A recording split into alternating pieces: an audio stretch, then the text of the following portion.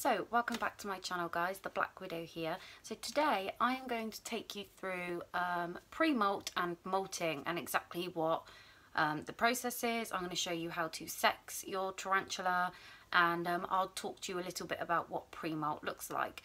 So I just want to briefly start off by saying that when your tarantula has molted, you need to wait at least 7 to 10 days. Some wait 5 days for the new skin that they have developed under their old skin. Once they have molted that skin away, is very, very delicate. You'll notice that your tarantula will look white in colour, or maybe a sort of like an opaque, just a very bland colour. They will not have any colour to them really. You'll also notice that they might look a little bit wet. Their fangs will actually be white. They will then develop to red and then black. When your tarantula's fangs are black, that is when you can then go ahead and feed them again. You do not want to be poking your tarantula, prodding at it, trying to touch it, move it once it has molted. I made the mistake with my OBT. I went in to get the molt almost maybe a few hours after it had molted and it had not hardened up. And as the OBT was trying to climb out of its enclosure, when I put the lid on, he got his foot trapped in the lid when I closed the lid. Now, I didn't even click the lid on. I literally placed the lid. Now, normally this would not harm a tarantula's toes unless you were to click the lid down. But I placed the lid on and he pulled his legs back and 2 of his legs just came off, and it looked like goo. I mean, it just came off so easily. And as I said, I wasn't touching it. I had not clicked the lid down. He's perfectly fine. The good thing about tarantulas is when they do lose a leg, they can regrow. He's feeding. He's absolutely fine. But that just goes to show that there can be you know, accidents, and that you really just don't touch your tarantula. If they're near the molt, wait for them to move away from the molt. I know that people really want to get in there, pull it out, sex it before it gets too shredded. Also, sometimes it's beneficial to leave the molt in there, especially if you don't need to sex your tarantula and you know what sex your tarantula already is. A lot of the time the tarantula will go back to the molt and will actually drink from the molt. They suck up any fluids that was left over in that old exoskeleton or skin. So, and they can rehydrate themselves, because molting is a very, very delicate process for a tarantula and they really should just be left to it. So, with that being said, I'm going to do a few different things. I'm going to get out one of my tarantulas that's in heavy pre-molt, or I suspect. You can never fully know, but there are some things to look out for that would indicate pre-molt. So I will go ahead and I will do that. And I will then show you a little clip of what a molt looks like. I will show you a clip of what it looks like while a tarantula is molting, and I will show you how to sex your tarantula appropriately. So I hope you enjoy this video. This is just a little how-to, and I will be back in 2 minutes.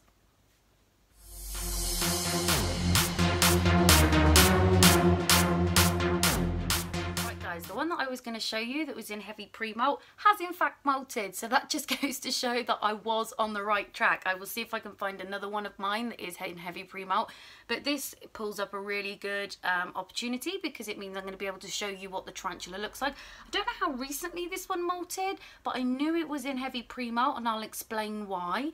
But it also means that I might be able to sex this tarantula for you. I actually don't know the gender of this tarantula yet. So this is my Lasiodora kalugi. This is the scarlet bird eater tarantula. It's one of my favourites for obvious reasons, my name being Scarlet. That's my first name.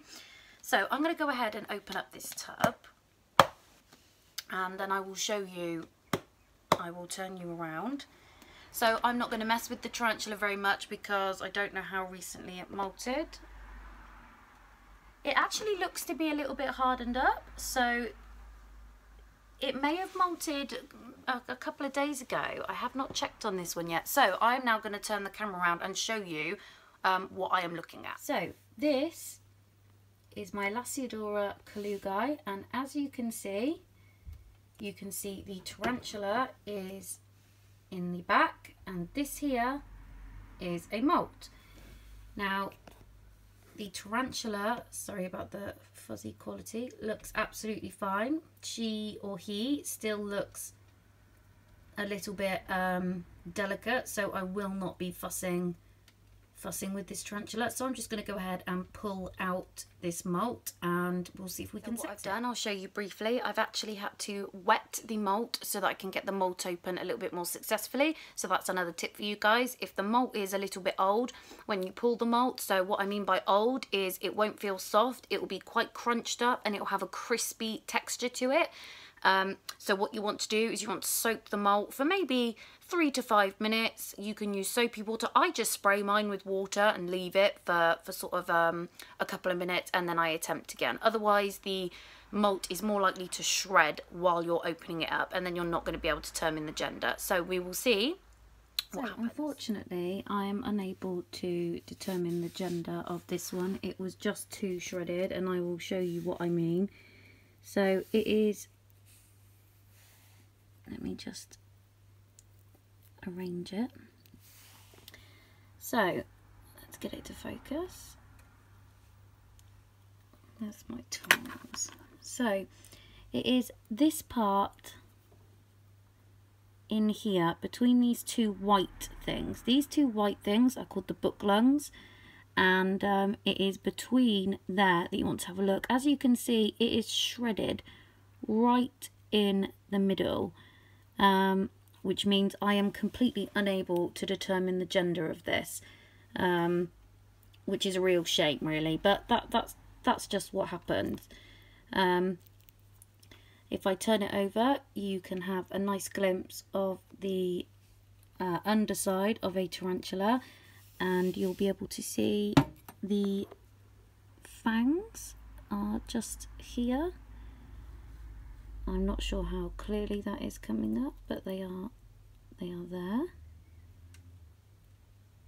Yeah, so that's what a molt looks like. I will show you the process of a molt, and as I said, I will see if I can find one that is in pre-molt and show you some of the signs of what pre-molt is, what pre-molt looks like. I have two examples here of potentially heavy pre-molt, so I'm going to go ahead and turn the camera around so you can have a look. This is my Grammostola pulchra, or Brazilian black. I'll go ahead and take the lid off so that you can have a look. Now, she or he is in pre-molt. I would not say molt is imminent right now. One of the telltale signs that indicates to me that this tarantula might be a molt is the abdomen.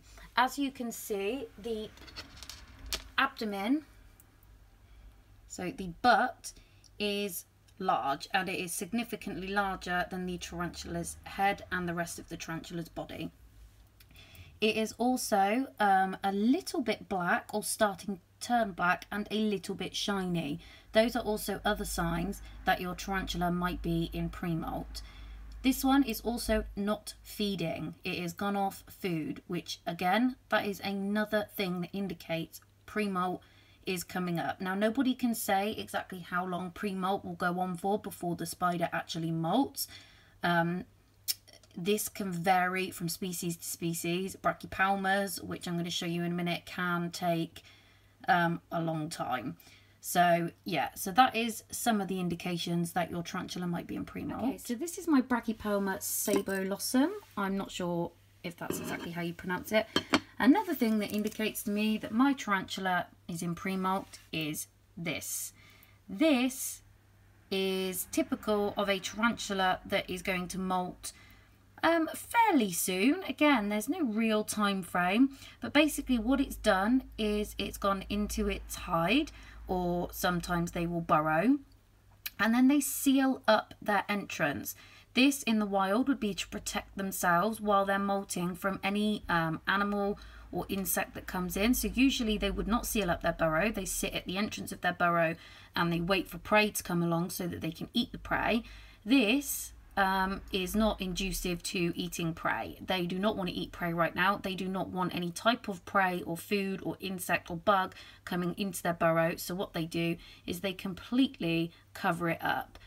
this tells me that this spider will molt fairly soon. Those are the things to look out for that indicate that your tarantula is in pre-molt. 1, are they going off their food? That's one of the main things. Tarantulas are opportunistic feeders, which means usually if you drop something in there, they will go for it, irregardless of whether they ate yesterday or the day before. This is not conducive to all species though. But most of the time, if your tarantula has refused a couple of feeds, you can probably assume that it is going into pre-molt. Number 2, the bum or the abdomen is going to get enlarged. Again, this varies from species to species. I've had some tarantulas molt on me and I had not seen it coming, whereas I've had some that have been in what I suspect is pre-molt for a long time and then they don't molt. But these are just general things that you can usually look out for. So also what you may see with the abdomen is it will start to go black. It will start off as a small bit and then it will spread across the abdomen and the whole abdomen will eventually be black. Again, you will not see this in tarantulas like Poecilotheria and things like that because of the colouring on their abdomen. You don't always see this, but they will get plump. I knew that my Poecilotheria was molting and I knew that one, that my Lasiodora Klugi was molting, and I was right. I've gone in to show you what pre-molt looks like and it has in fact already molted. So the third thing, so we've done food, we've done the abdomen. The third thing is burrowing or and then sealing their entrance. So as I've said, this one had a hide, and what tells me that it's going to molt soon is a number of things. 1 is that it's fat. 1, that its bum is black. 2, it's not feeding. And lastly, it's completely sealed off its hide. This indicates to me that very, very soon, or at least, you know, in the very near future, this tarantula will molt. So I'm not sure that I've left anything out there. I'm pretty sure that that's everything. And then of course, lastly, another thing that indicates that your tarantula is molting is the most important. When you see your tarantula on its back, so it will flip over and it will lay on its back with its legs in the air. Arboreals can do this from a hanging position, so they may build a web, and they may sit on top of that web, flip over, and that's the molt process. Do not touch your tarantula when you see your tarantula flip over. And when your tarantula is finished molting, still do not touch your tarantula because it has to flip back over and it needs to recover. Webbing is another important thing. So webbing, if you have a tarantula that doesn't web very often, but all of a sudden is webbing loads and loads and loads. I found this with my Carabena, my Avicularia versicolor, and I found that it webs, but when it was getting close to pre-molt, it wasn't feeding, it was looking a bit plump, but it also webbed a particular area and sort of encased itself inside this webbing, and I thought that was a bit strange because it was usually out in the open. It then very, very quickly molted within that intricate webbing. So those are just a few things that indicate to you that your tarantula will be molting. Now we're going to move on to sexing the molt. I will show you a diagram and show you a bit more appropriately what it is that you're looking for. Okay, so here we go guys. I am using a image from Google. I will also show you one of my own. So I will show you the difference between male and female. Once your tarantula is molted, you want it to be facing this way so that the fangs are pointing down, and this is the part that the spider emerged from. You then want to gently open up the abdominal area, which is probably going to be twizzled up and looking clumped together. You want to gently pry that apart. So what you're looking for is in this area just here between the two anterior book lungs. So these two white things here are the two anterior book lungs. These are the two posterior book lungs. And what you are looking for is an area here. Now this is a female, and it is a clear female because it has two things. So you can see the spermithia, which will look like yeah, she's agreeing, which will look like two little black or brown sort of, I don't know how to explain it, prongs. I will show a better picture of the spermithia. I don't think you can actually see it in this photo. And then you've got what's called the epigastric furrow. That is this flap, and this is in fact a flap. So if you were to get your nail, you would be able to put your nail under there and pull that flap downwards. This is a female. That is how you know it's a female. I will now show you a male.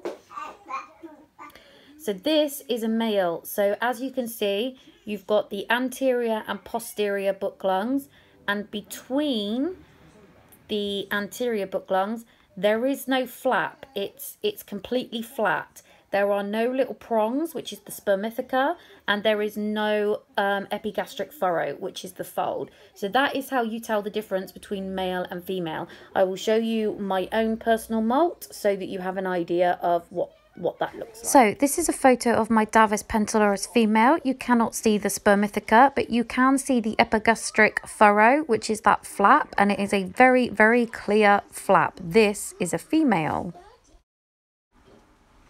So this is my Simopius cambridgei, and those two little black dots that you can see, that is the spermithia. You cannot really see a flap, but it doesn't matter. This indicates that this is a female.